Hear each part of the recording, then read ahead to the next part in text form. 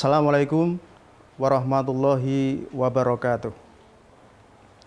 Alhamdulillah, alhamdulillahilladzi qad ja'ala syahrul ramadhan lil muttaqin. Asyhadu alla ilaha illallah wahdahu la syarikalah wa asyhadu anna Muhammadan abduhu wa rasuluhu la nabiyya ba'dah. Allahumma sholli wa sallim wa barik ala Rasulillah wa ala alihi wa ashabihi wa man tabi'ahum bi ihsanin ila yaumil qiyamah, amma ba'dah. Bapak Ibu jamaah mimbar Unima yang dimuliakan Allah, puji syukur kita haturkan kehadirat Ilahi Robbi. Pada kesempatan ini semua nikmatnya telah diberikan kepada kita semua, sehingga kita bisa menjalankan puasa Ramadan di bulan suci tahun ini, juga di hari ini dengan sehat walafiat, tidak ada aral melintang suatu apapun. Juga tak lupa sholawat serta salam semoga senantiasa terlimpahkan kepada junjungan agung Nabi kita, Nabi Agung Muhammad Sallallahu Alaihi Wasallam. Yang curahan rahmat tersebut juga semoga senantiasa terlimpahkan kepada keluarga beliau, para sahabat, juga kepada semua umatnya. Ma'asyiral hadirin, ma'asyiral muslimin, jamaah mimbar Unima yang dimuliakan Allah.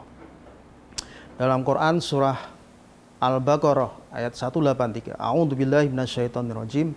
Ya ayyuhalladzina amanu kutiba alaikumussyam kama kutiba alal ladzina min qablikum la'allakum tattaqun.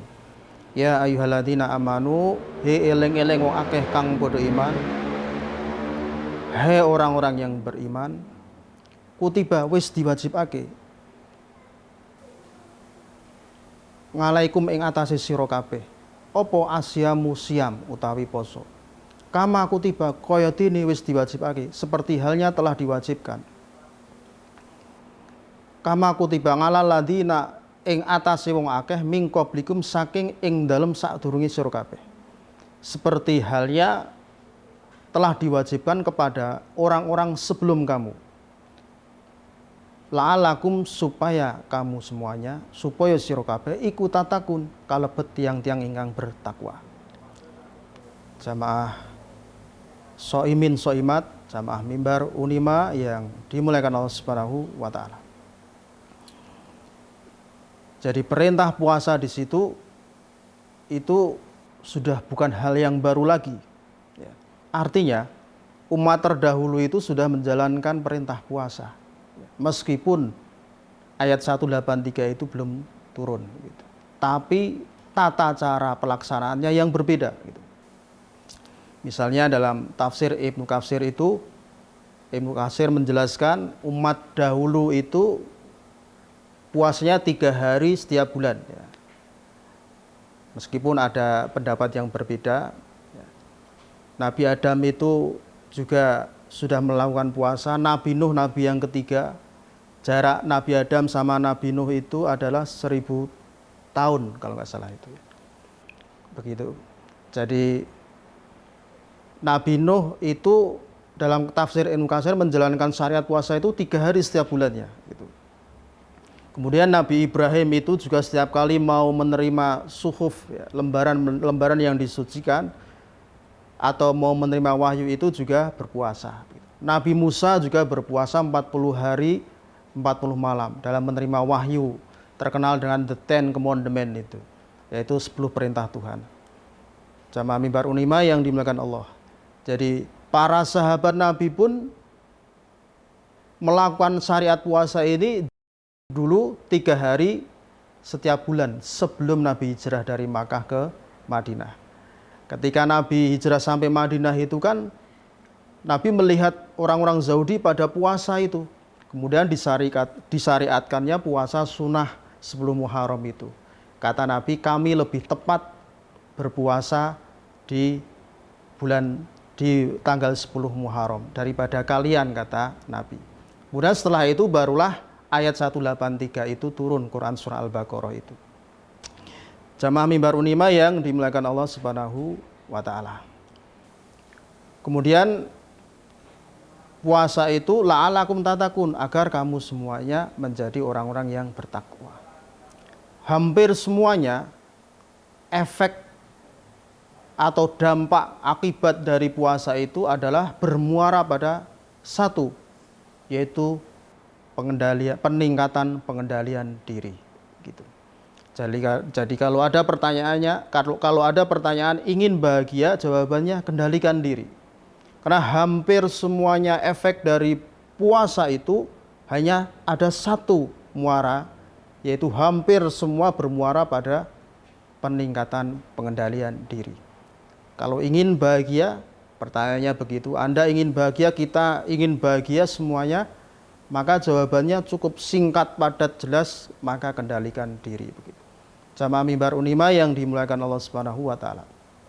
Kita sudah tahu ya, sejarah membuktikan Nabi Adam itu dikeluarkannya dari surga oleh Allah karena tidak mampu mengendalikan diri, maka oleh Allah diusir dari surga.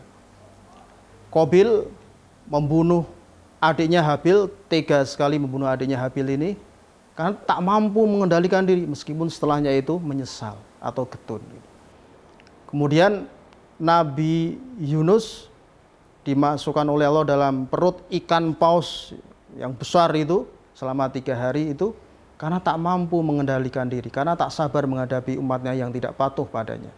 Dan masih banyak lagi cerita, masih banyak lagi bukti yang mengatakan bahwa mengendalikan diri itu adalah sesuatu yang amat penting, sangat penting. Orang tak mampu mengendalikan diri, maka dia akan bisa jadi akan sengsara atau celaka, tidak akan bahagia.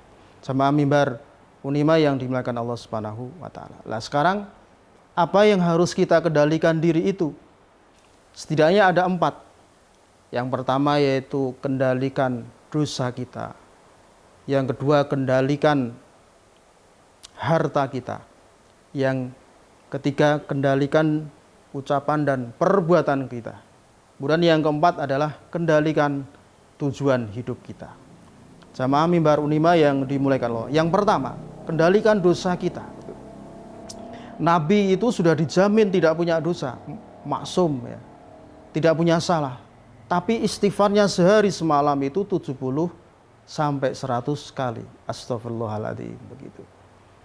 Astagfirullahaladzim. Paling enggak kita mengucapkan seperti itu. Ya.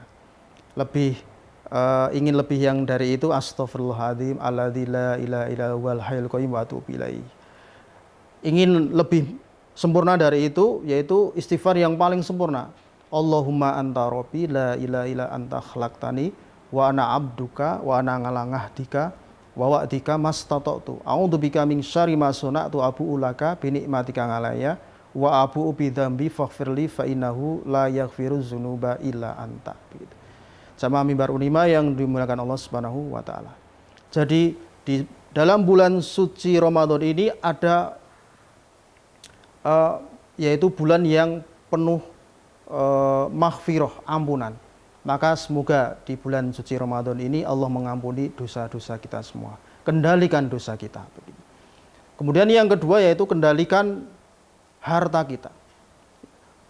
Di samping kita gunakan untuk kebutuhan hidup kita, tapi kita sisipkan untuk hak-hak fakir miskin misalnya. Ya. Zakatnya, zakat profesinya dan lain sebagainya, infak sodakohnya gitu. Kendalikan harta kita. Kemudian yang ketiga yaitu kendalikan ucapan dan perbuatan kita. Dan yang keempat yaitu kendalikan tujuan hidup kita. Setiap kali kita mau berbuat tidak benar, awas ada akhirat, teringat akhirat begitu. Setiap kali kita berbuat mungkin yang tidak dibenarkan menurut syariat agama Islam, kita harus teringat, awas ada kampung akhirat setelah hidup di dunia ini. Maka doa yang kita panjatkan, ya Allah semoga Engkau berikan kepada kami kebahagiaan dunia akhirat, tidak hanya dunia saja tapi juga akhiratnya. Tidak hanya akhirat saja bahagianya tapi juga dunianya. Rabbana atina fid dunya hasanah wa fil akhirati hasanah wa qina azabannar. Jamaah Mimbar Unima yang dimuliakan Allah. Jadi mengendalikan diri itu adalah sesuatu yang sangat penting untuk kehidupan kita. Jadi kalau ada pertanyaan ingin bahagia, maka kendalikanlah diri kita. Kendalikan dosa kita, kendalikan harta kita, kendalikan ucapan dan perbuatan kita, dan yang keempat adalah kendalikan tujuan hidup kita.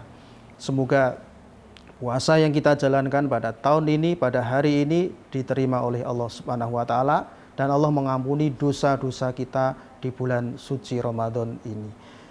Amin ya rabbal alamin. Mungkin ini yang bisa saya sampaikan. Billahi taufik wal hidayah wa ridha wal inayah, nasrun minallah wa fathun qarib wa basyiril mu'minin. Wassalamualaikum warahmatullahi wabarakatuh.